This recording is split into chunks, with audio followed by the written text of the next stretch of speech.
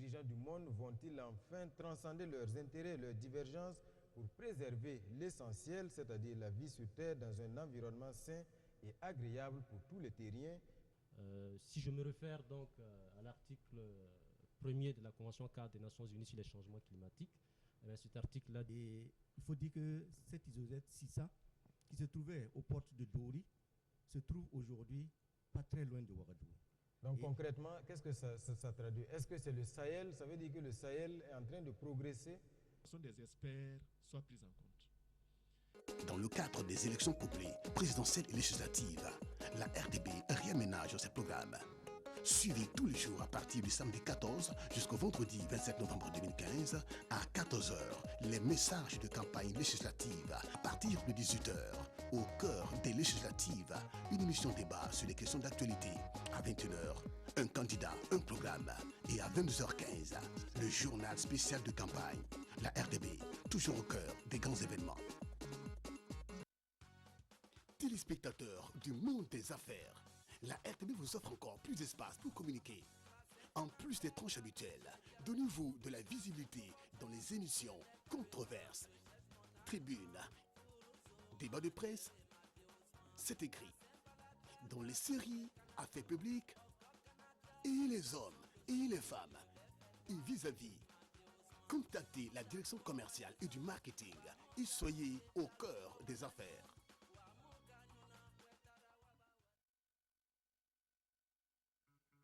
Un candidat, un programme, avec le CSC et la RTB. Aujourd'hui, à partir de 21 h, Madame Saran Sérémé dévoile son projet de société. La RTB, toujours au cœur des grands événements.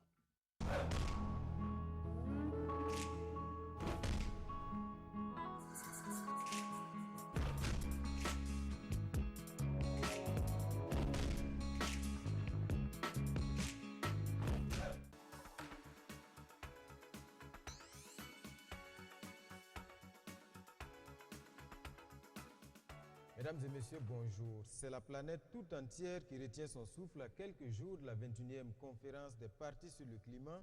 Les dirigeants du monde vont-ils enfin transcender leurs intérêts et leurs divergences pour préserver l'essentiel, c'est-à-dire la vie sur Terre dans un environnement sain et agréable pour tous les terriens?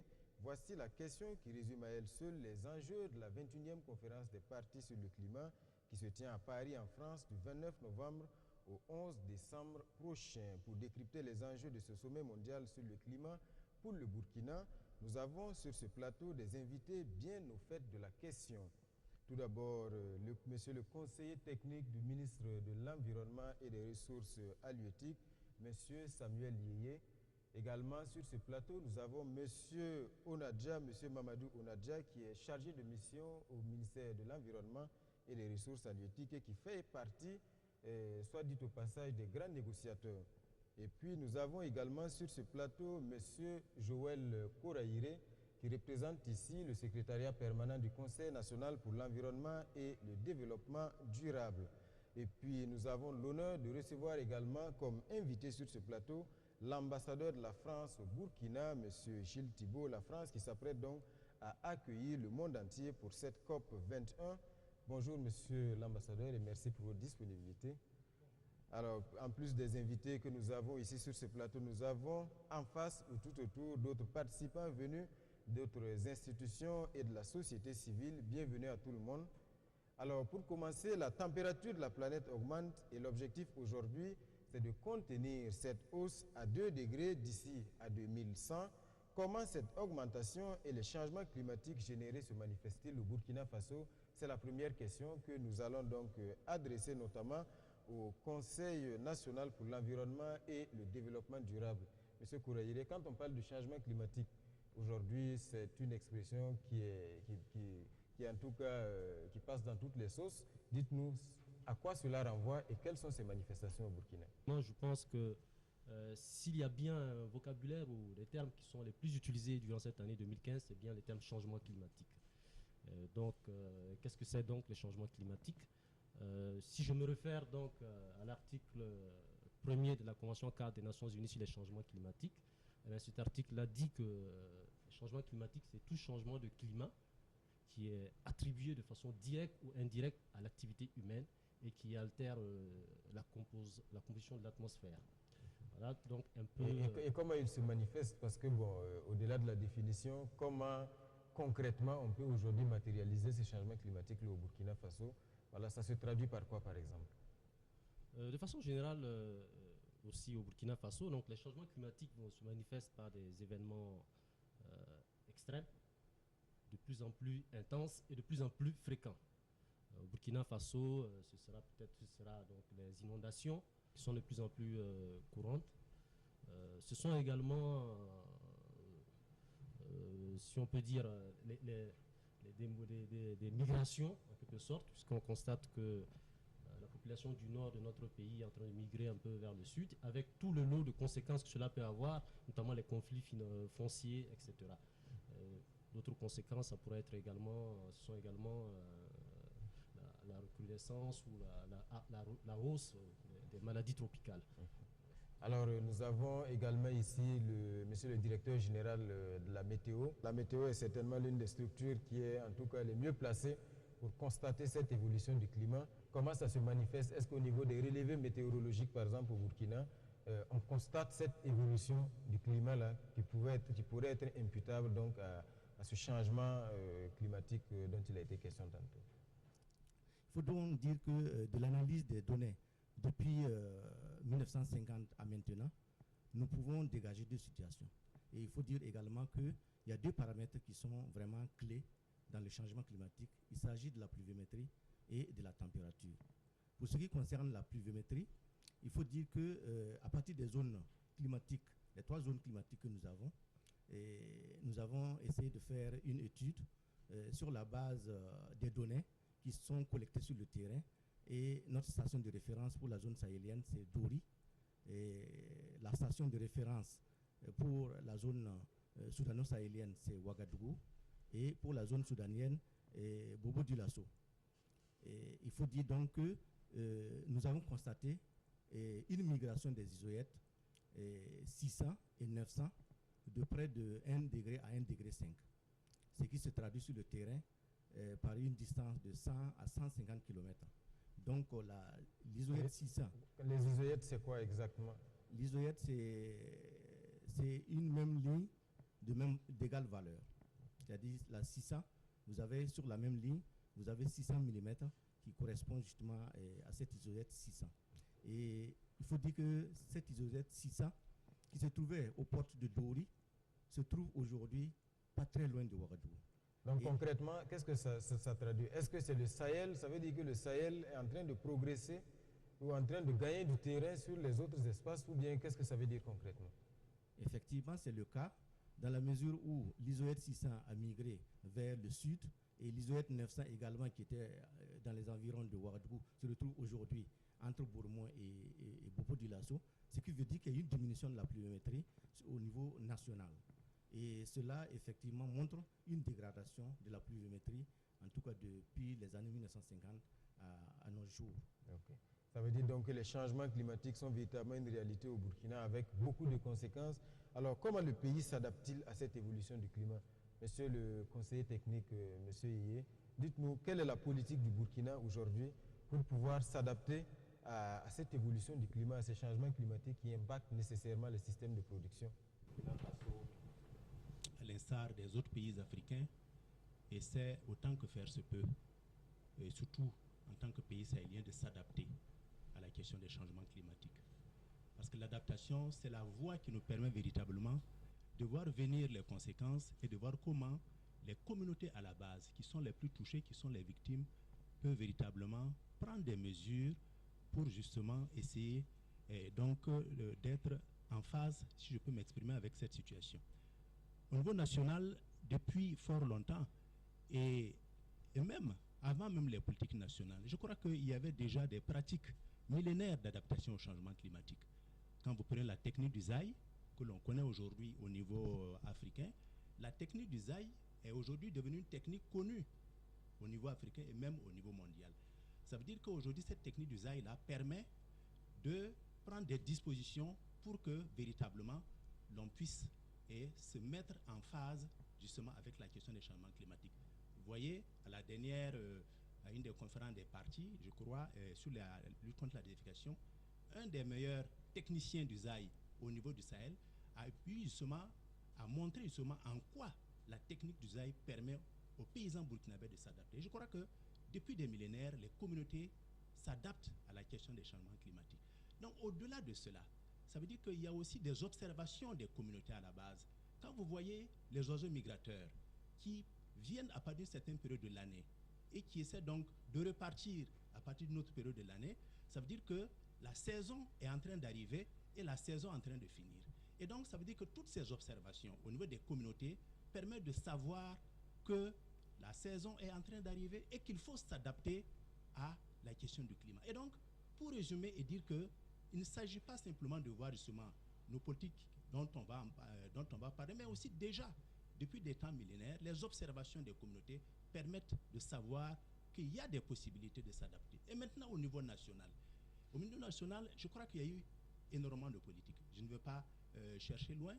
Quand vous prenez par exemple notre politique nationale d'adaptation à la variabilité au changement climatique, le PANA, il y a eu beaucoup, j'allais dire, de résultats sur le terrain. L'État a pris la pleine mesure et avec l'appui des partenaires techniques et financiers, on a pu effectivement avoir des ressources pour avoir des projets pilotes sur le terrain qui permettent justement d'avoir des résultats en termes d'adaptation. Et indépendamment de cela, il faut dire que nous sommes en train d'aller vers le PENA, c'est-à-dire ça c'est carrément le programme, le grand programme, le plan national, le PENA, le plan national d'adaptation au changement climatique, qui permet justement d'avoir une trajectoire sur le long terme. Et comme vous l'avez dit, donc, le Burkina ne navigue pas à vue sur cette question. Absolument. Et nous allons peut-être solliciter le témoignage de quelques responsables de projets ou programmes qui sont ici avec nous. On a notamment donc, le projet, le COGEL, Consolidation de la gouvernance locale. Quelle est l'expérience de ce projet-là en matière d'adaptation aux effets des changements climatiques et d'accompagnement des communautés locales pour véritablement faire face à cette nouvelle donne? Présentement, au niveau du projet COGEL, c'est surtout effectivement parce que quand on revient au niveau national, il y a eu les référentiels en matière de PRD, c'est-à-dire plan régional de développement et puis plan communal de développement, qui ont été élaborés en 2007, mais qui n'ont pas pris en compte les thématiques nouvelles telles que les changements climatiques, les genres, les aspects des zones humides, biodiversité, gestion durable des terres, et également les stratégies et les politiques n'ont pas également été prises en compte, surtout dans le domaine, par exemple, du politique nationale, genre, et ainsi de suite. Donc, il fallait relire ces référentiels pour pouvoir intégrer ces nouvelles politiques et également être en phase avec la stratégie de croissance accélérée de développement durable dans ces axes. Donc, ces référentiels ont été relus et ont été adoptés en Conseil des ministres en août 2013, avec la participation, bien sûr, et le financement du projet COGEL avec un certain nombre de partenaires. Et donc, en dehors de ça, il a été mis en place, en fait, des experts, un comité d'experts nationaux, environ 33 personnes, pour pouvoir renforcer les capacités des collectivités territoriales en formant les membres des commissions ad hoc communales et régionales pour pouvoir utiliser ces référentiels et pouvoir en fait accompagner l'élaboration de ces PCD et PRD résilients au changement climatique. Donc présentement, effectivement, ces référentiels ont été utilisés et la majorité des plans, effectivement, ont pris en compte cette dimension changement climatique, genre et développement durable. Et maintenant, au niveau du projet, on a disponibilisé au moins cette année 300 millions de francs CFA au niveau du Fonds permanent de développement des collectivités pour pouvoir mettre en œuvre les plans d'adaptation et d'atténuation au changement climatique au niveau des plans communaux et des plans régionaux de développement. Okay. Ici également, nous avons le responsable du projet CPP, voilà le projet de partenariat, programme de partenariat pour la gestion durable des terres. Alors à ce niveau également, quelles sont les actions qui sont entreprises pour permettre également aux populations de s'adapter à cette donne? Alors naturellement, nous sommes un programme qui gère durablement les terres, mais quand vous regardez en termes de causes de cette dégradation, c'est les changements climatiques en est une. Et par conséquent, justement, pour donc faire face à ces questions de gestion de dégradation des terres, bon, les actions menées participent à l'adaptation au changement climatique. au nombre, par exemple, des actions qui ont pu être développées. Par exemple, il y a eu la capitalisation des bonnes pratiques de gestion durable des terres. Nous nous sommes rendus compte que, à l'évaluation, que la plupart donc, de ces bonnes pratiques qui ont été développées dans un contexte de changement climatique, la plupart, près de 70%, participent à l'adaptation au changement climatique, soit parfois ou également à la séquestration de carbone. Naturellement, au nombre donc des actions que nous avons pu développer, nous avons pu travailler à renforcer les capacités des acteurs, à former les acteurs donc par rapport à l'application donc de ces bonnes pratiques que je dirais de gestion durable des terres et d'adaptation au changement climatique. À ce jour, rien que pour les appuis du programme, nous avons pu former plus de 6000 acteurs. En termes de réalisation concrète sur le terrain, le programme qui s'exécute dans 3 composantes terrain, notamment le nord, le centre-ouest, la boucle du Moun. Nous avons pu récupérer près de 10 000 hectares sur une période d'à peu près 3 à 4 années. Donc ça vous donne déjà une idée donc, des efforts qui ont pu être développés. On s'est rendu compte qu'également, qu'il y a quand même quelques faiblesses. Au nombre de faiblesses, il faut surtout relever l'insuffisance de moyens pour aller à l'échelle. Nous avons également dans cette salle M. Kouka Ouedraogo, qui est là donc, pour le compte du projet TICAD. Est-ce que vous pouvez également nous en dire plus concernant donc, voilà, l'intervention de ce projet-là sur le terrain? Merci beaucoup. Alors, je dirais que le projet TICAD, qui est la conférence de Tokyo pour le développement de l'Afrique, en anglais, donc c'est TICAD, 5e édition, TICAD 5, intervient essentiellement dans le Sahel. Le Sahel étant, comme le conseiller technique l'a dit, le présentateur, vous également l'avez dit, ça fait partie des zones agroécologiques du Burkina. Donc nous sommes intervenus essentiellement dans le Sahel et c'était dans le prolongement également des projets du PANA, Programme d'action national d'adaptation au changement climatique. Alors les efforts qui ont été menés là-bas sont essentiellement des actions classiques d'adaptation que tout le monde connaît, notamment la récupération des terres dégradées. C'est également contribuer à la disponibilisation de l'eau, qui est une denrée rare au Sahel. Nous avons contribué à réhabiliter un certain nombre d'ouvrages hydrauliques.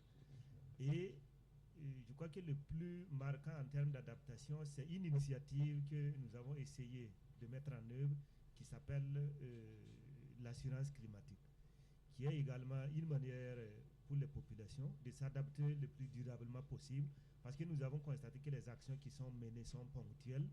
Par contre, si on arrive à accompagner les populations pour qu'elles-mêmes puissent de façon durable, permanente, et j'allais dire assurer leur production, notamment les petits producteurs, notamment le bétail et l'agriculture, cela était également une initiative nouvelle, novatrice, que nous sommes en train de conduire et qui va aboutir certainement à un projet pilote, peut-être d'ici à l'an 2016, l'an 2017. Monsieur l'ambassadeur, vu d'ici, d'une manière générale et empirique, on a l'impression que la France subit moins les effets des changements climatiques.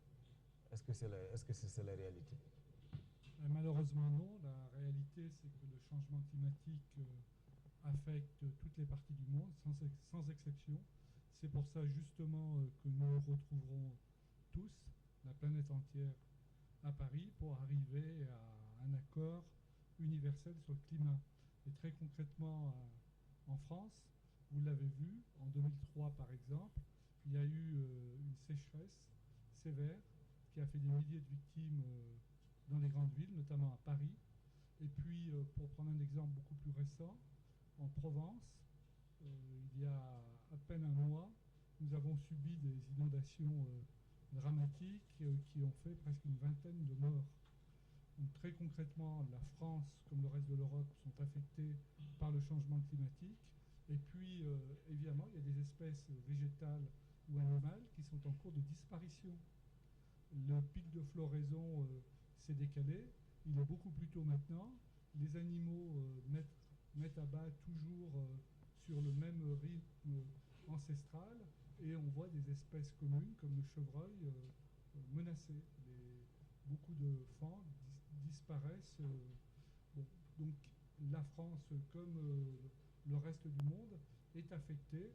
Et puis les Européens le sentent très fortement, le fait qu'il fasse de plus en plus chaud.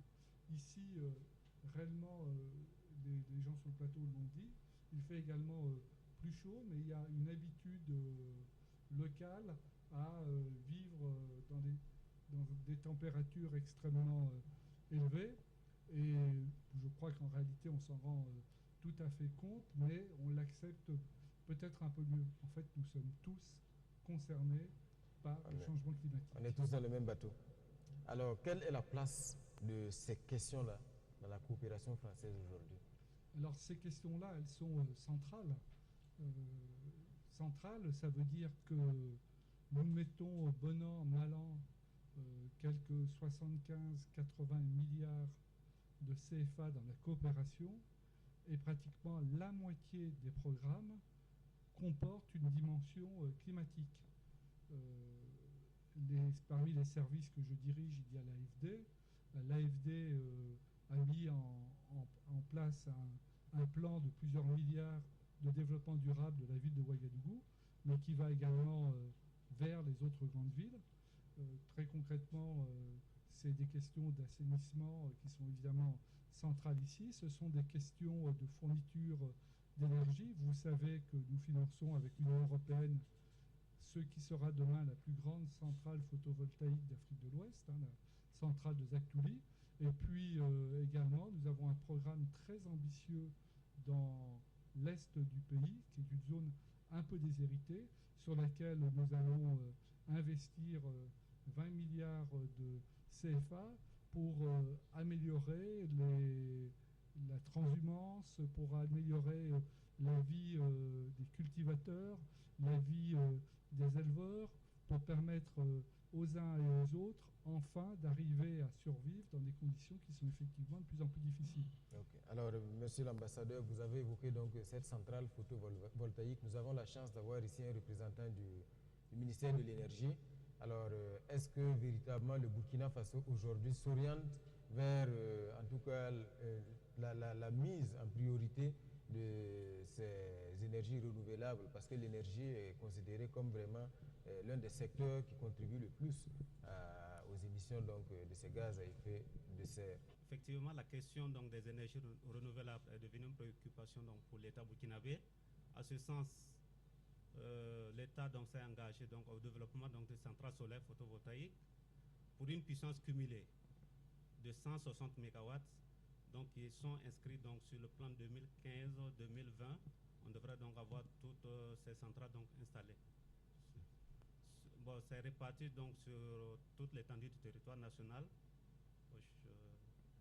Mais aujourd'hui, est-ce que véritablement on peut dire qu'au-delà de ces centrales photovoltaïques-là, on s'oriente véritablement, parce que bon, Burkina fait face chaque année donc, à ces problèmes de délestage. Est-ce que le chemin le plus court n'est pas de développer les centrales thermiques au lieu donc de mettre l'accent davantage sur les...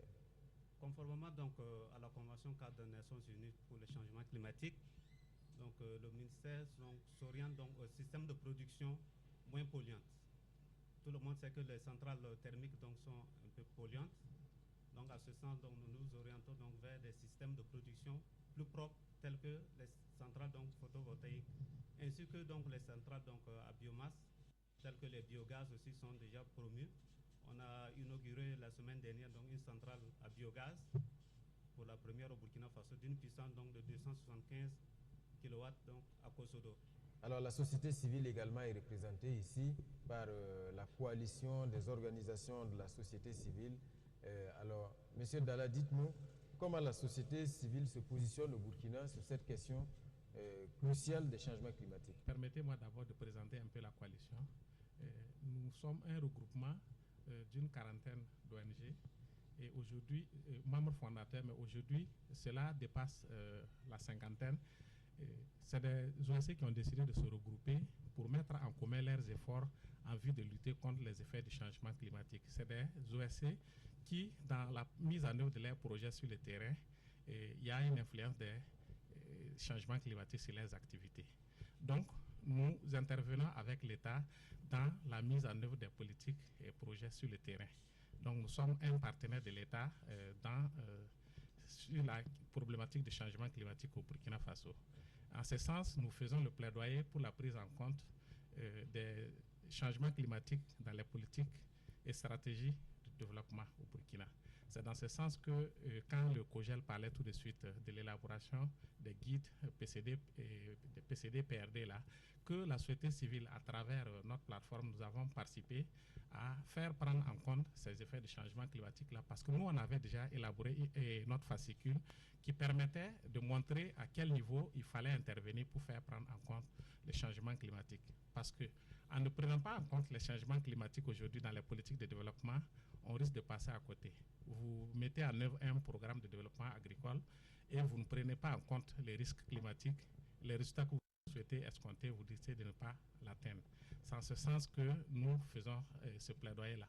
Aussi, nous avons essayé de faire une capitalisation de bonnes pratiques d'adaptation. Le conseiller en a parlé tout de suite. On a fait cette capitalisation-là que nous avons procédé à la vulgarisation sur le territoire national pour enfin permettre de mettre en œuvre ces pratiques-là afin d'améliorer la production et de lutter contre la pauvreté sur le terrain. Et en plus de cela, nous participons à la mobilisation de ressources avec des partenaires, d'autres partenaires techniques autres que ceux de l'État pour appuyer l'État encore dans la mise en œuvre de ces programmes de lutte contre la pauvreté et les chocs climatiques. Okay. Merci M. Dalla. Ici également, nous avons donc M. Kapouré du programme d'investissement forestier.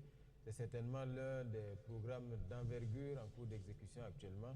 Alors, M. Kapouré, expliquez-nous un peu quelle est l'approche de ce programme-là et quelle peut être la contribution d'un tel programme dans le combat donc, pour en tout cas atténuer les effets des changements climatiques. Le programme d'investissement forestier s'inscrit dans le cadre, n'est-ce pas, du Fonds stratégique pour le climat.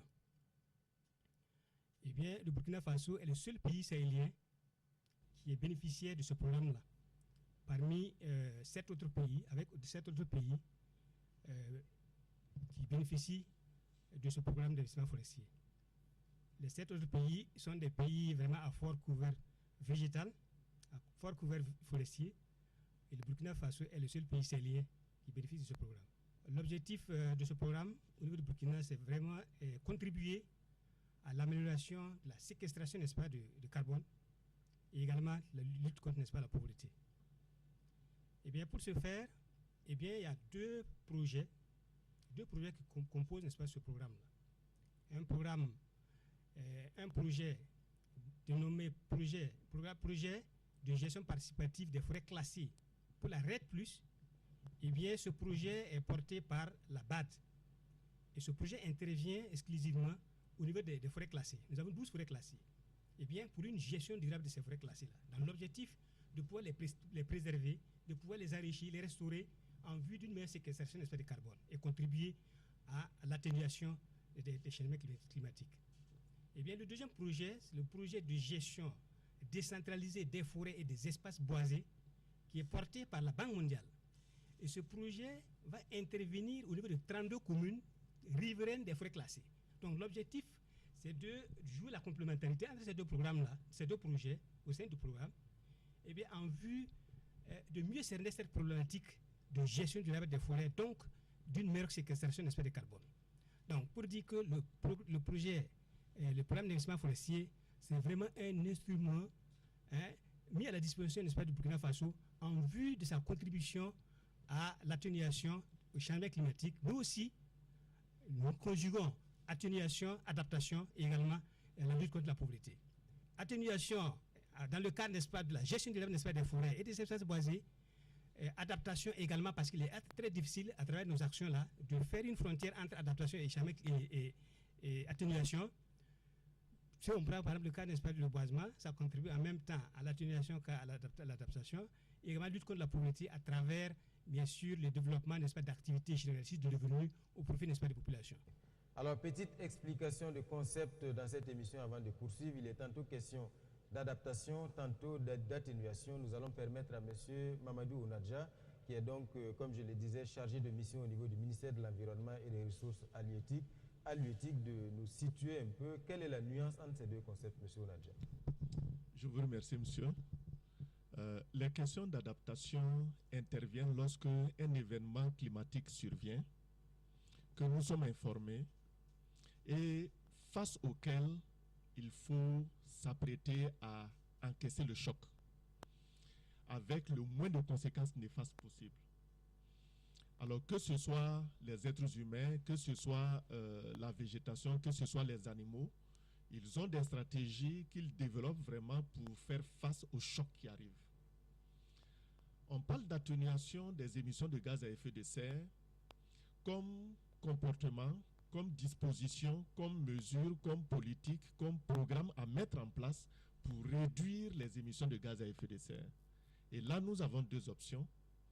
Soit on séquestre le carbone, cela a été expliqué tout à l'heure par un responsable de programme et de projet, soit on change des équipements en vue de consommer moins.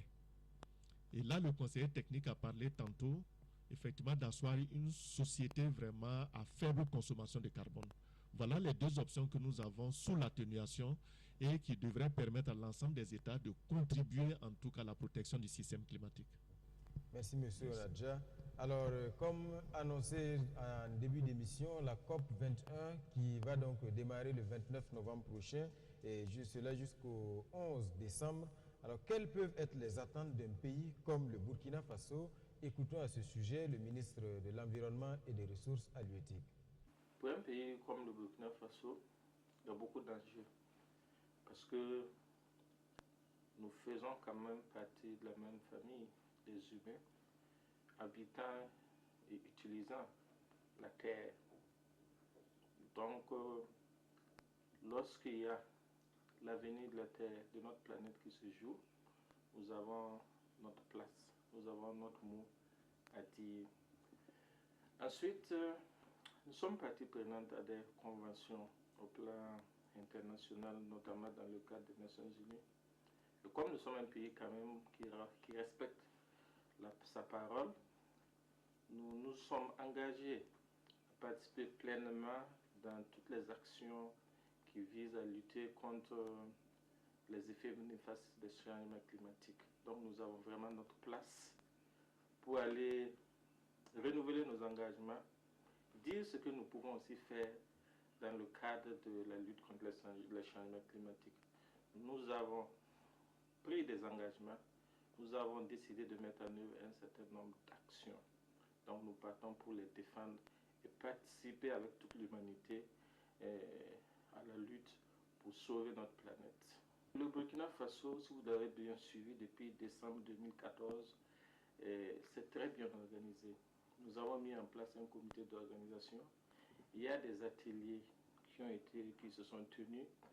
Et au finish, nous avons essayé dans notre délégation d'avoir toutes les composantes de notre pays. Vous avez pratiquement tous les départements ministériels qui sont représentés, les parlementaires, la société civile, les médias. Vraiment, on peut dire, sans risque de se tromper, que toutes les couches de notre population sont associées, en tout cas, à la tenue de cette COP. Aussi, si vous l'avez bien suivi, nous avons rédigé et adopté notre contribution prévue, déterminée au niveau national, qui résume en fait nos engagements à lutter contre les effets néfastes des changements climatiques. Il y a des actions d'atténuation, comme vous le dites. Il y a aussi des actions d'adaptation, parce que pour nos pays, ces deux aspects-là sont difficiles à dissocier. Voilà donc pour les attentes développées ici par le ministre de l'Environnement et des Ressources halieutiques. Mais comment un petit pays comme le Burkina peut-il se faire entendre dans une conférence des partis sur le climat? Et cette année, les grands de ce monde sont annoncés, notamment le président américain, le président chinois, le président russe. Alors, concrètement, monsieur le conseiller technique, un petit pays comme le Burkina Faso, comment il peut se faire entendre à un grand sommet de ce genre qui se profile? Au niveau des négociations, il n'y a pas de petit pays. Chaque pays a sa conviction, chaque pays a sa voix portée par d'autres pays. Et c'est la raison pour laquelle il faut se rendre à l'évidence qu'il y a d'abord une organisation au niveau des groupes régionaux. Le Burkina Faso n'est pas un électron libre. Il est dans un contexte sous-régional, il est dans un contexte continental, et le Burkina Faso est en plein dans la négociation au niveau du climat. Et comme vous l'avez dit vous-même, M. Onaja, que voici, fait partie justement des meilleurs négociateurs africains. Ça fait plus de 25 ans qu'il est dans la négociation. Et donc, la voix du Burkina aujourd'hui, même en termes d'expertise, porte. Et donc, ça veut dire que lorsque l'on se retrouve au niveau des négociations, les préoccupations des pays sont remontées au niveau du groupe africain. Et le groupe africain en discute. Et le groupe africain maintenant peut aller se faire, j'allais dire, assurer comme un système d'assurance, c'est-à-dire s'appuyer par un autre groupe, par exemple, le groupe du G77, la Chine, ou alors le groupe des paiements, ou alors le groupe des pays andins, etc. Il y a autant de groupes que de préoccupations que d'intérêts. Et donc, la préoccupation du Burkina est portée par le Burkina, portée davantage par un groupe, et c'est ainsi que justement chaque pays arrive à faire entendre sa voix. Bien évidemment, pour être dans ce processus, ça veut dire qu'il faut aussi maîtriser les mécanismes. Parce que, quoi qu'on dise, cette convention du climat, c'est une convention où l'action diplomatique est extrêmement importante. Il s'agit d'abord d'une convention où l'action diplomatique est extrêmement importante. Et donc, à ce niveau aussi, lorsque vous prenez le groupe africain, au niveau des négociateurs techniciens, vous avez à l'intérieur de l'Afrique aussi la conférence des ministres africains de l'environnement, qui porte aussi la dynamique de, j'allais dire, des techniciens. Si les techniciens aiguillonnent sur une approche, évidemment, la CMAO, comme on les appelle, le Conseil des ministres africains de l'environnement, prend, la conférence des ministres africains de l'environnement prend le relais, et eux-mêmes, à leur tour, sont portés par ce qu'on appelle le CAOX, c'est-à-dire c'est le sommet des chefs d'État et de gouvernement au niveau du climat, au plus haut niveau. Donc, eux aussi portent cette dynamique-là. Et donc, vous voyez que c'est une architecture en cascade. Et donc, il y a une cohérence d'ensemble qui fait que, quelle que soit la taille du pays, si vous avez la conviction de ce que vous faites et c'est porté par les autres, généralement, vous arrivez à vous faire entendre. Mais vous avez évoqué tantôt le groupe des 77 plus la Chine. Absolument. Est-ce qu'actuellement, ça ne pose pas un problème? La Chine, qui fait partie donc des 77, et parmi les 77, bien sûr, il y a les pays africains, alors qu'aujourd'hui, la Chine est classée parmi c'est pratiquement le premier pollueur en valeur absolue dans le monde, alors qu'on est censé négocier dans la même cour avec les mêmes intérêts. Est-ce que cela n'est pas un handicap? Est-ce que ça ne fragilise pas la position de l'Afrique aujourd'hui? Ça ne fragilise pas la position de l'Afrique dans la mesure où la Chine, avant d'être aujourd'hui un pays émergent, et vous savez que le groupe 77 et la Chine, c'est-à-dire qu'il y a des groupes qui ont été formés depuis pratiquement les années 50, quand vous prenez depuis la conférence de Bandung, il y a eu des groupes régionaux qui se sont formés. Et depuis ce temps, ces groupes régionaux continuent de travailler. Et aujourd'hui, c'est vrai que la position de la Chine, aujourd'hui, on ne peut pas la comparer à celle d'autres pays qui ne polluent pas du tout. C'est le cas du Burkina, mais qui est aujourd'hui devenu un pays émergent. Mais n'empêche, aujourd'hui, le groupe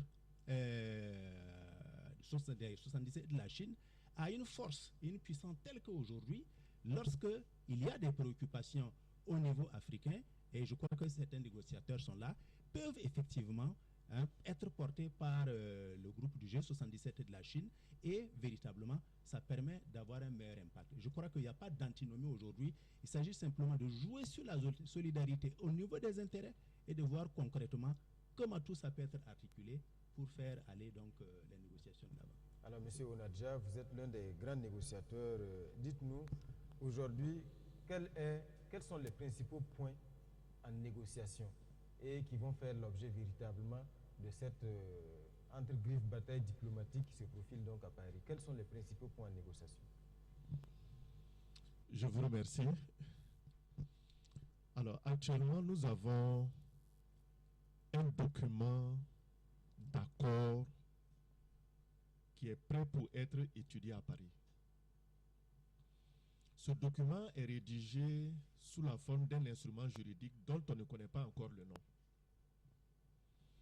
Il est structuré en une partie préambulaire ou préambulatoire une partie opérationnelle et également des décisions. Le texte va s'achoper sur chacune des parties de ce projet de traité. Parce que à chaque paragraphe, que ce soit de la partie préambulatoire, de la partie opérationnelle et des décisions, il y a toujours des options. Et les options traduisent la position soit des pays en développement, soit des pays développés, soit des pays en transition vers une économie de marché, etc. Et à l'intérieur de chacun de ces paragraphes, il y a également des mots, des virgules, ou des groupes de mots qui sont entre crochets, qui traduisent la divergence également entre les différentes parties en négociation. Mais pour ce qui concerne les points essentiels, ça sera sur l'atténuation, parce qu'on a demandé à ce que les pays développés prennent des ambitions de réduction des émissions de gaz à effet de serre. Deuxièmement, ça va porter sur l'importance à accorder à l'adaptation, parce que c'est la priorité première des pays en développement. Troisièmement, ça va porter sur les finances et les moyens de mise en œuvre. On a beau avoir le meilleur traité du monde, s'il n'y a pas de finances pour la mise en œuvre, ça n'aura servi à rien. Alors concrètement, c'est qu'à Copenhague, même si ça a été un flop total, alors il était question de mobiliser à peu près 100 milliards par an pour accompagner donc les pays pauvres vers en tout cas l'adaptation, à mettre en place donc des mécanismes d'adaptation. Est-ce que cela est toujours aujourd'hui une des revendications, en tout cas au niveau du groupe africain? Oui, les 100 milliards demeurent toujours 100 milliards de dollars, je précise. 100 milliards de dollars US constitue toujours en tout cas un point focal de ce traité. Ça fait partie vraiment des financements à long terme. Et les pays développés s'étaient engagés à mobiliser ce niveau de financement-là à partir de l'horizon 2020. Mais aucune disposition n'avait été prise pour expliquer comment mobiliser ces 100 milliards de dollars de 2013 jusqu'à l'horizon 2020. Alors c'est ce sur quoi également un groupe de travail est en train véritablement de mener des négociations afin de faire des propositions concrètes. En décembre à Lima, il y a eu des annonces, il y a eu des promesses de pouvoir mobiliser 10 milliards de dollars. Effectivement, on a pu en tout cas percer ce plafond jusqu'à 10,2 milliards de dollars, mais avec seulement de l'argent cash qui remonte à environ 5 milliards de dollars. Le reste, ce sont des promesses. Alors, entre Lima et 2020, nous n'avons aucun signal fort de la part de nos partenaires pays développés. Donc, nous entendons des propositions concrètes parce que, à partir de l'horizon 2020 et au-delà, nous proposons d'affecter également un coefficient de croissance pour pouvoir monter chaque année parce que les besoins vont également se développer davantage au niveau des pays en développement. Donc voilà en ce qui concerne en tout cas cette question des 100 milliards de dollars. Alors, monsieur l'ambassadeur, pensez que bien sûr la France fait partie donc de l'Union européenne, bien sûr fait partie des pays développés. Alors, est-ce que vous pensez que c'est légitime pour les pays, en tout cas en développement, ou les pays pauvres, censés être les plus vulnérables face au changement climatique, de revendiquer en tout cas cet effort de la part des pays développés pour les aider à s'adapter aux effets de ces changements climatiques dont ils ne sont pas responsables? Non seulement c'est légitime, mais en réalité c'est obligatoire. Nous avons le devoir de vous aider parce que nous sommes tous frères et sœurs en humanité. Et on l'a dit, ce défi que nous allons relever à Paris, c'est un défi universel. Alors, nous allons vous aider. La difficulté du moment pour la France, ou plutôt c'est la noblesse de sa mission, c'est que nous sommes ceux qui guident les uns et les autres sur la route. Mais nous ne devons pas être prescripteurs vis-à-vis de qui que ce soit. Ceci dit, au-delà de ce que nous disons, il y a ce que nous faisons qui est intéressant, parce que nous-mêmes, nous contribuons de façon significative à ce Fonds mondial pour l'environnement, Le président Hollande a pris des engagements très forts. La France a pour l'instant un budget consacré aux problématiques du réchauffement climatique de 2 milliards de dollars par an. Nous allons monter en 2020 à 5 milliards. Nous allons augmenter la part de notre aide directe, y compris sous forme de dons, en faveur des pays les moins développés. Et ainsi, nous incitons nos autres partenaires à faire de même. Alors, vous l'avez dit, la France est membre de l'Union européenne. L'Union européenne et la France sont donc exactement sur la même longueur d'onde. Et ce que nous faisons peut tracer la voie à d'autres pays. Nous avons, nous, des objectifs extrêmement ambitieux de réduction des émissions de gaz à effet de serre, de 40% en 2030 par rapport à 1990. Et nous sommes sur le chemin. Nous avons aussi engagé d'autres grands partenaires, la Chine évidemment, les États-Unis également. Récemment le séjour du président François Hollande donc, en Chine, qui a réussi notamment à ce que la Chine puisse s'engager, ce qui n'était pas arrivé jusqu'à présent. La Chine qui s'est donc engagée véritablement sur la réduction de ses émissions. Vous avez raison de le souligner, c'est là la plus grande force du sommet de Paris pour l'instant, c'est que si à Kyoto en 1997, il y avait 30 États environ qui ont signé l'accord, et on parlait de 15% des gaz à effet de serre de la planète. À Amsterdam, on était une soixantaine à jouer le jeu, et là, on parlait de 30% des émissions de gaz à effet de serre.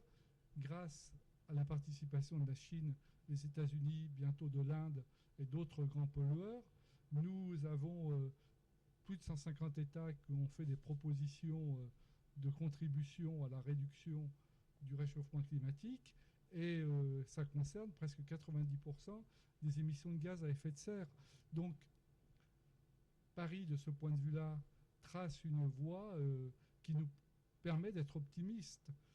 Ceci dit, il y a beaucoup à faire, et le challenge, c'est celui qu'on soulignait tout à l'heure, c'est évidemment d'aider les pays les moins avancés à s'en sortir et à continuer à se développer. En réalité, la lutte contre le réchauffement climatique, c'est aussi une lutte contre la pauvreté. Les problématiques sont liées. Pour le développement propre. Bien entendu. Et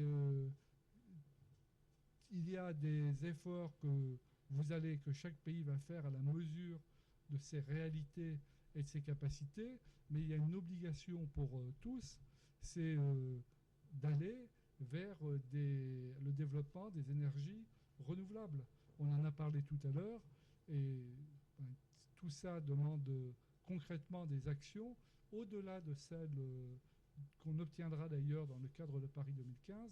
Heureusement, la coopération des pays les plus riches, que ce soit individuellement ou collectivement, a pour objectif d'aider déjà les pays les moins avancés à résoudre ces problématiques. Okay. Alors, monsieur l'ambassadeur, vous l'avez dit, tous les pays ont été invités donc, à faire des engagements, en tout cas à prendre des engagements concernant la réduction donc, des émissions de gaz à effet de serre. Le Burkina a en tout cas présenté également ses efforts en termes donc, d'engagement pour réduire ces émissions. Nous avons la chance ici d'avoir avec nous M. Zigani qui a participé donc au processus de mise en place ou en tout cas d'élaboration de cet engagement du Burkina Faso. M. Zigani, expliquez-nous un peu comment s'est déroulé ce processus et voilà quel est l'engagement du Burkina Faso aujourd'hui présenté donc à cette COP21. Comme vous le savez, chaque partie à la Convention des Nations Unies a été invitée effectivement à fournir sa contribution sous forme de contribution prévue, déterminée au niveau national. En anglais, on l'appelle INDC. Notre pays s'est engagé dans le processus parce qu'il faut préciser que la CPDN, c'est un processus que notre pays a conduit dans le cadre d'une approche participative qui a impliqué l'ensemble des parties prenantes et qui a abouti à l'élaboration du rapport que nous avons déjà transmis au secrétariat de la Convention. Ce rapport a été élaboré à travers, comme je l'ai dit, les différentes consultations, mais aussi à travers 3 ateliers qui ont ponctué ce processus-là. Un premier atelier de lancement, un deuxième atelier de validation du rapport provisoire et un troisième atelier de validation du rapport final qui s'est tenu le 25 août et qui a permis à notre pays de déposer sa contribution dans les délais, puisque toutes les parties devaient déposer ses contributions au plus tard le 1er octobre 2015. L'engagement volontaire du Burkina Faso s'est traduit à travers 3 scénarios. Il y a un premier scénario que nous avons appelé scénario inconditionnel, qui projette une réduction de 6,6% par an en 2030 par rapport au scénario de référence et qui a été évalué à 1125 milliards de dollars des États-Unis. Il y a un deuxième scénario, le scénario conditionnel. Ce scénario prévoit une réduction de 11,6% par an en 2030, toujours en référence à la ligne de base, dont le coût a été évalué à 756 millions de dollars environ. Yes. Et enfin, un troisième scénario que nous avons appelé scénario adaptation intégrée. On en a parlé tantôt, notre pays est un pays vulnérable. Ça veut dire que la composante atténuation intéresse beaucoup notre pays. Ce scénario devrait permettre de procéder à la récupération de près de 5 millions d'hectares de terres dégradées, les restaurer, les aménager pour pouvoir les redonner leur vocation initiale en vue d'améliorer la production agro-silvopastorale, mais aussi contribuer à la séquestration du CO2. Donc ça veut dire que ces objectifs chiffrés en termes d'engagement du Burkina Faso sont assortis donc des investissements qui doivent permettre de les atteindre. Voilà, ces engagements ont été évalués, les coûts ont été évalués. Bien sûr, vous notez avec moi que c'est des chiffres assez colossaux. Mais bon, notre CPDN se veut ambitieuse. Nous avons voulu être ambitieux, nous avons voulu être transparents, on a voulu une CPTN robuste aussi. Là, je pense que ça traduit aussi les ambitions du pays. Et je crois que, en tout cas, l'espoir est permis parce que si véritablement à la COP21 on réussit donc à mobiliser ces financements, c'est ce que donc l'ambassadeur disait tantôt, et nous allons peut-être vous demander, concernant la mobilisation de ces fonds, il est question de pratiquement 100 milliards de dollars par an. Alors, comment on peut impliquer le secteur privé? Parce que le tout n'est pas donc de prendre l'engagement, mais de définir les mécanismes par lesquels on pourra mobiliser ces fonds-là. Selon vous, quelle est l'implication, ou quel doit être le degré d'implication du secteur privé dans la mobilisation de ces ressources? C'est-à-dire que la mobilisation, en fait, elle doit être générale. C'est la mobilisation des États, des collectivités locales, du secteur privé et des citoyens qui vont nous permettre d'arriver au résultat que nous souhaitons, c'est-à-dire une limitation de 2 degrés de l'élévation de la température de la planète d'ici 2100.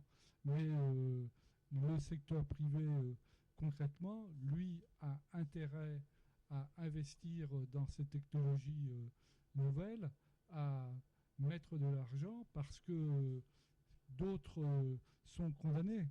Le monde de demain ne sera pas un monde carboné, ça sera un monde décarboné. Et évidemment, pour amener les investisseurs privés à mettre de l'argent, il faut qu'ils sentent évidemment qu'ils auront aussi un bénéfice. Mais ce bénéfice, il est très fort, il est d'abord aussi en termes d'image, mais les hommes d'affaires savent ce qu'est l'argent, et les promesses de développement qu'ils ont à travers l'aide qu'ils apporteront aux États sont tout à fait importantes. Le monde est en train de changer de nature, on le voit dans beaucoup de domaines, celui notamment des nouvelles technologies de l'information, mais dans tout ce qui est technologie de chauffage, de traitement de l'eau, ça change à la même vitesse. Alors on en est moins conscient selon l'endroit où on se trouve, mais les hommes d'affaires le sont. Donc de toute façon, on les amène à faire des efforts. Chez nous, pour l'instant, aussi en mettant des contraintes très clairement qui sont parfois juridiques. On empêche certains types de comportements, on en encourage d'autres, on met des systèmes de primes, et c'est aussi ce à quoi il faut arriver au sein des différents États et administrations. En fait, en créant de la vertu, on est tous gagnants. Et c'est cette dynamique-là qu'il faut encourager de façon générale. Et c'est ce que nous voulons faire à Paris. Okay. Monsieur Kouraïre, On sait que très souvent, donc, les accords, en tout cas, ont suscité beaucoup, les négociations ont suscité beaucoup d'espoir, mais n'ont pas abouti. Est-ce que ce n'est pas le caractère contraignant aujourd'hui qui crée ces échecs-là? Parce qu'on sait qu'il y a un certain nombre de pays quand même qui semblent réticents à tout ce qui est contraignant. On peut citer les États-Unis, on peut citer la Chine, entre autres, même si la position de la Chine semble avoir évolué. Est-ce que ce n'est pas ce caractère contraignant qui est demandé là qui pose véritablement problème aujourd'hui? Oui, vous avez tout à fait raison, parce que je ne sais pas si vous vous rappelez, en 2001, lorsque les États-Unis ont justifié, en tout cas le président Bush a justifié la raison pour laquelle son pays ne s'engageait pas dans le protocole de Kyoto, l'une des raisons, c'était justement ce que vous dites, l'aspect contraignant donc, du protocole de Kyoto, voilà, qui obligeait donc les parties qui s'engageaient à réduire leurs émissions de gaz à effet de serre. C'est vrai qu'il y avait d'autres aspects comme lesquels le président Bush qui disait qu'il n'était pas assez convaincu que le changement climatique était d'origine, enfin était dû aux activités anthropiques. Voilà. Entre-temps, les rapports du GIEC sont passés par là. Voilà. Entre-temps, les rapports du GIEC sont passés par là et aujourd'hui... intergouvernemental. Oui, c'est le groupe d'experts intergouvernemental sur l'évolution du climat. Oui. Et je vais en profiter pour dire que le 5e rapport du GIEC est sorti en 2014 et on ne peut plus clair et qui dit assez clairement qu'on peut être sûr à 95% que le changement climatique s'explique par l'action de l'homme. Donc on peut dire que la COP21 ne va être une réussite que si on arrive véritablement à des textes qui ne sont pas juste des professions de foi, mais véritablement des textes contraignants. Je crois qu'il faut qu'on arrive là parce que la situation du climat a dramatiquement changé, comme on l'a dit.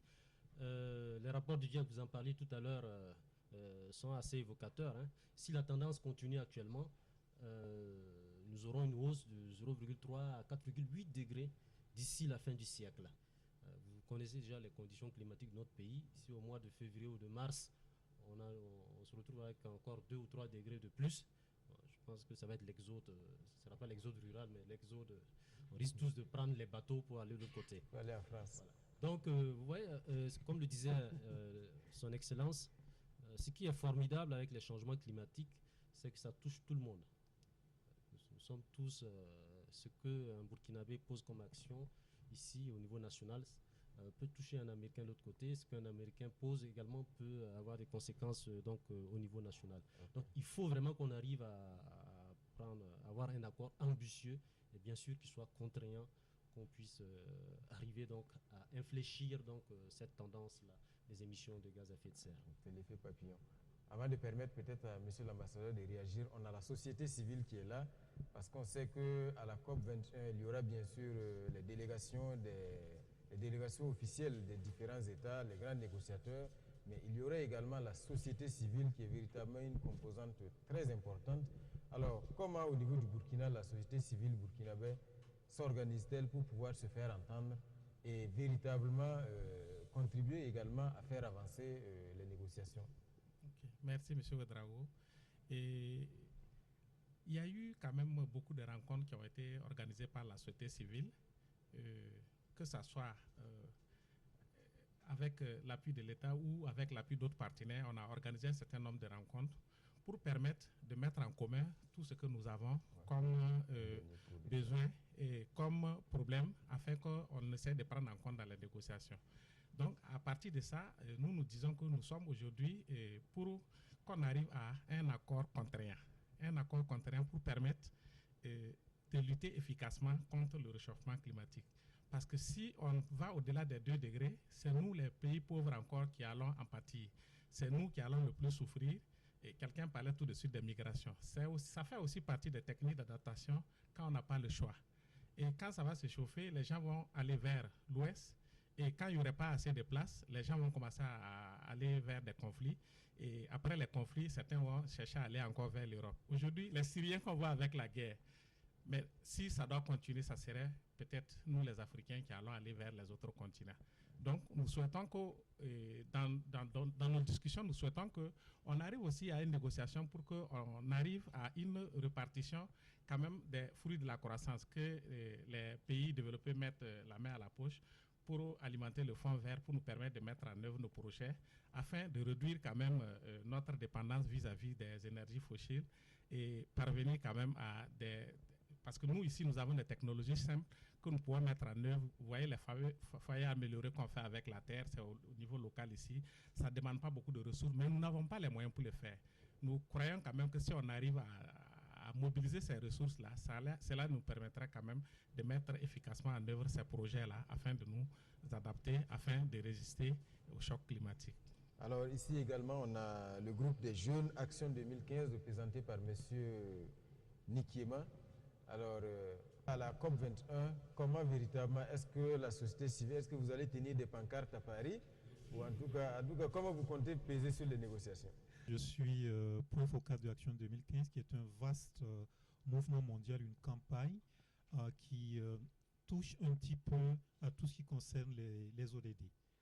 Depuis les OMD et ensuite la préparation pour l'adoption des ODD. Et naturellement, pour la COP21, nous avons prévu des actions d'accompagnement des pays.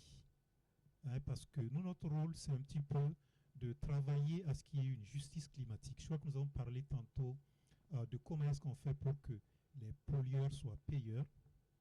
Et c'est dans cette dynamique que Action 2015 travaille à accompagner donc les discussions qui vont avoir lieu pour que les accords prennent en compte les réalités des pays pauvres qui subissent justement ce que le Nord leur impose en quelque sorte, parce que nous disons qu'au Sud, ce que nous produisons, c'est essentiellement pour le Nord.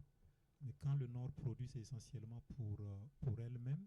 Donc il faut un petit peu qu'il y ait un équilibre, et c'est ce que nous avons appelé justice climatique. Okay. Mais je ne suis pas seul, je suis avec ma collègue d'African Monitor, qui a peut-être quelque chose aussi à dire dans ce sens. African Monitor s'occupe du monitoring justement des conventions et des engagements que les États prennent.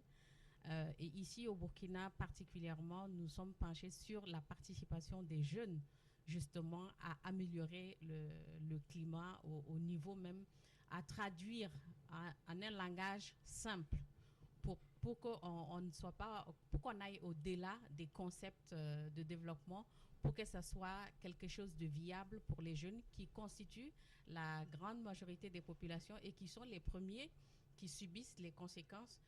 On dit que c'est l'avenir de nos pays, mais si le présent n'est pas assuré, bien sûr, l'avenir ne le sera pas. Okay. On va permettre également à l'agence CORAD qui est là de réagir, une agence qui a organisé donc un débat planétaire sur les changements climatiques. Dites-nous un peu en quoi a consisté donc ces débats planétaires et comment ça peut contribuer à faire avancer en tout cas la question du climat aujourd'hui.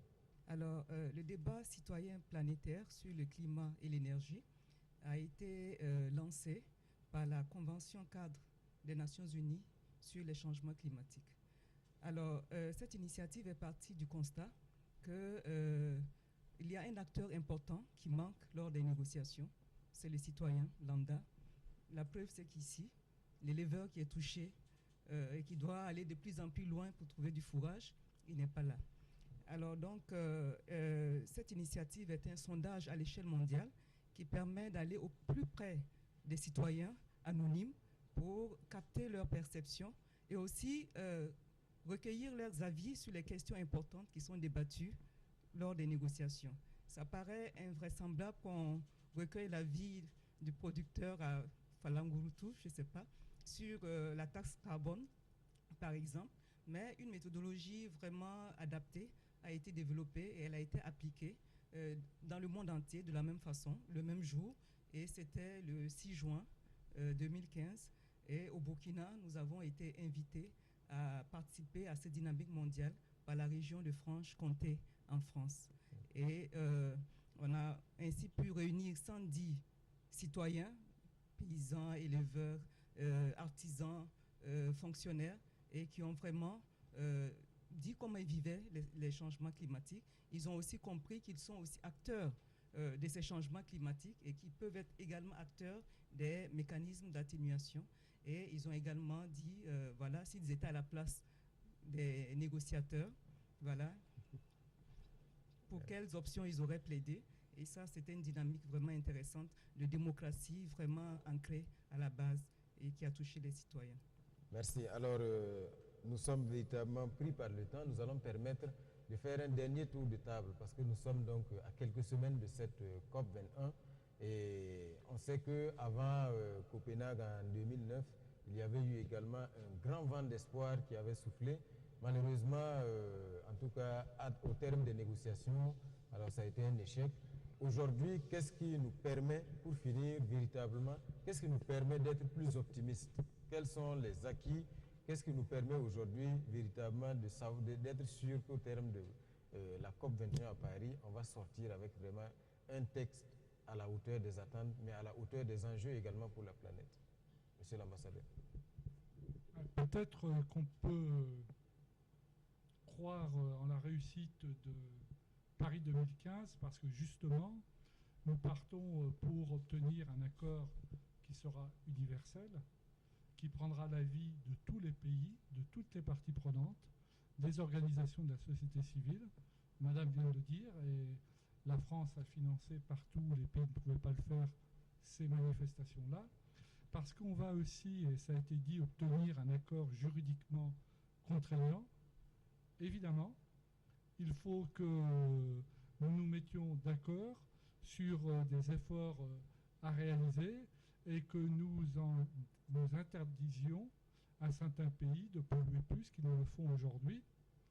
On peut être optimiste également parce que l'accord que nous allons construire sera un accord dynamique. Il ne réglera pas tous.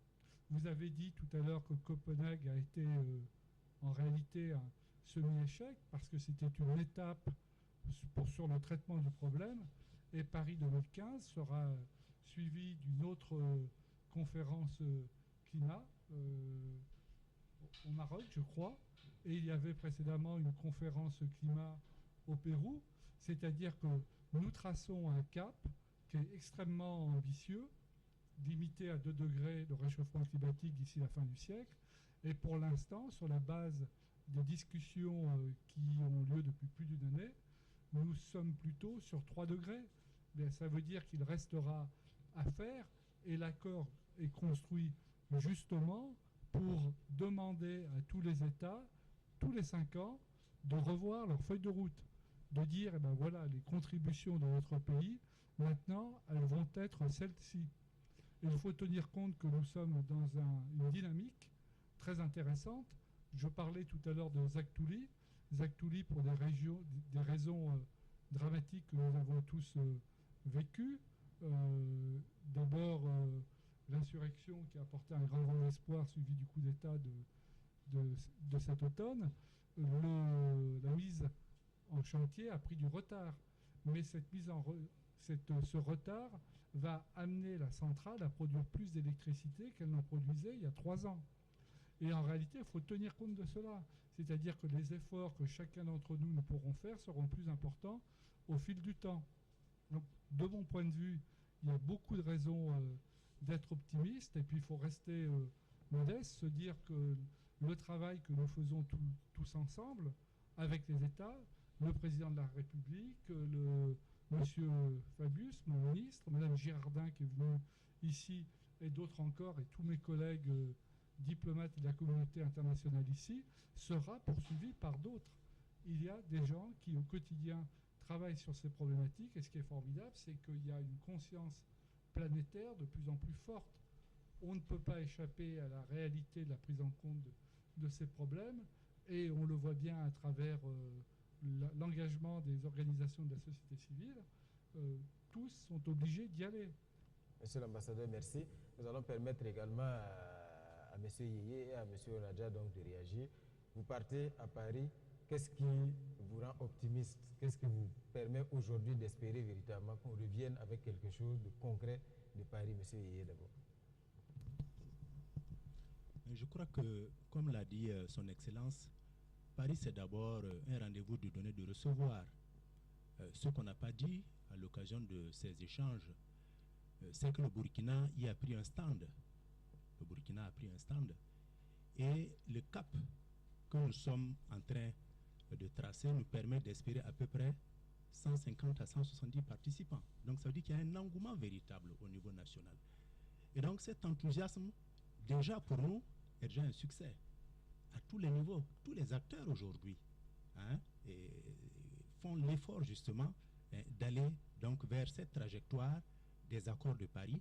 Et je crois que cela est extrêmement positif et cela est aussi réconfortant. Parce que, comme cela a été dit par son excellence et d'autres intervenants, la société de demain, c'est aujourd'hui que nous la construisons. Si on veut construire une société décarbonée, ça veut dire que la question des changements climatiques doit être au centre de toutes les politiques. Et donc, au niveau de Paris, dans cette concertation du donner et de recevoir, ça veut dire que le Burkina va montrer aussi ce qu'il sait faire de mieux. Et Dieu seul sait que le Burkina a beaucoup d'expérience en matière de changement climatique. Nos expériences d'adaptation, on l'a dit ici, nos expériences d'atténuation, on l'a dit. Et en plus de ça, il y a aussi les bonnes pratiques traditionnelles. On n'est pas suffisamment revenu là-dessus. Nos communautés là-bas, nos paysans, ont des pratiques traditionnelles qu'il va falloir valoriser au niveau de la recherche aussi. Il y a eu aussi beaucoup d'efforts dans le domaine des semences conventionnelles. Et donc, toutes ces structures seront représentées au niveau de Paris.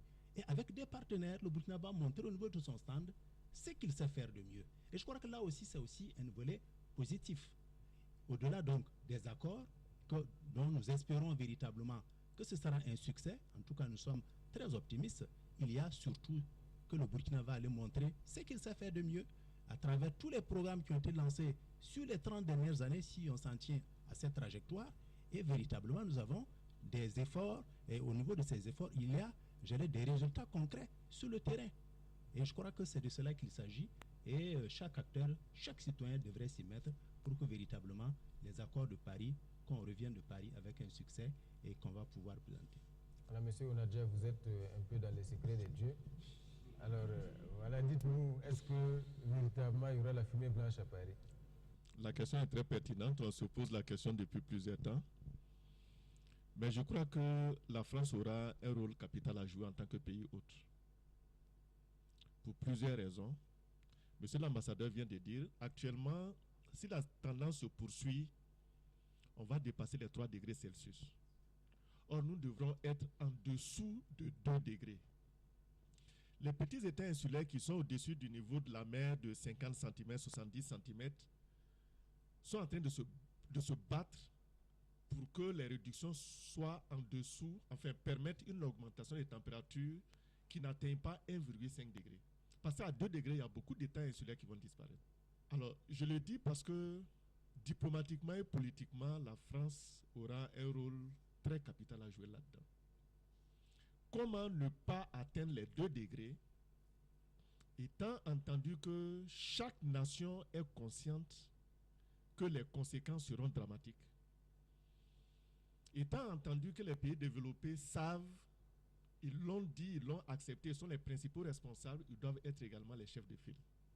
Donc la France aura un rôle capital à jouer. Deuxièmement, au niveau des finances, vous avez parlé tantôt de la question du secteur privé. Il l'a dit, le secteur privé veut s'engager, on l'incite même à s'engager, mais il faudrait qu'on lui dise également combien il va gagner. Et c'est ça le problème des pays en développement. Nous, en tant que pays pauvres, si nous devrons contracter des prêts avec des taux d'intérêt avec le secteur privé, c'est problématique pour nous. Ça sera également un point très sérieux au niveau donc des négociations à Paris. J'évoque également la problématique même de l'adoption de l'accord. Les techniciens sont en train de travailler. Les chefs d'État et de gouvernement vont arriver les 30 et 31 pour des concertations. Nous, en tant qu'experts, nous ne sommes pas dans les secrets de Dieu. On ne sait pas s'ils viennent donner des instructions, nous n'en savons rien. Mais nous nous sommes dit que pour avoir travaillé depuis longtemps, il faut que la préoccupation des experts soit prise en compte. Est-ce que ça sera le cas au niveau des politiques, de telle sorte qu'on ait un accord qui réponde vraiment à l'aspiration de tout le monde? C'est des points d'interrogation. On l'a dit tantôt, on veut un accord vraiment qui soit ambitieux, un accord juridiquement contraignant, mais qui permette à tout le monde vraiment de se sentir concerné là-dedans. Si c'est aussi contraignant que ça, nous savons que des pays tels que les États-Unis risquent, comme le protocole de Kyoto, de ne pas s'engager. Si on part vers un accord politique, c'est encore plus grave, parce qu'on n'aura pas des engagements chiffrés de réduction à l'intérieur. Alors ça, ce sont des préoccupations et je pense, comme je l'ai dit, j'interpelle encore la France, qu'elle a un rôle très important à jouer pour vraiment nous assurer cet équilibre. Parce que nous sommes également conscients que si nous adoptons un traité à Paris, qui sera mis en vigueur à partir de l'an 2020, ça sera au moins pour 25 à 30 ans. Donc tous les États jouent leur va-tout actuellement pour Paris. Alors donc il y a un peu vraiment cette interrogation, mais nous pensons que nous sommes des humains, que nous avons suffisamment de ressorts pour dire vraiment que dans ce monde-là, il y a des pays qui souffrent, il y a des pays qui sont un peu plus à l'aise, nous sommes tous embarqués dans le même bateau et que le développement durable doit nous permettre en tout cas de savoir raison garder et de se dire que dans ce monde-là, chacun a sa place. Et c'est sur ça, moi je pense qu'il y a de l'espoir, il y a de l'optimisme, mais il faut vraiment que chacun joue le jeu, que chacun accepte sa responsabilité et y mette du sien afin véritablement que Paris soit un succès. Je vous remercie. Merci, M. Onadja. On va donc tous espérer et croiser les doigts pour que la sagesse véritablement gouverne donc les négociateurs à Paris et qu'on revienne avec donc un accord. Voilà donc, on va remercier tous ceux donc qui ont participé à l'enregistrement de cette émission. En route donc pour la COP21 à Paris. Et mesdames et messieurs, on va vous remercier également pour votre attention et puis vous souhaiter une bonne suite de programme.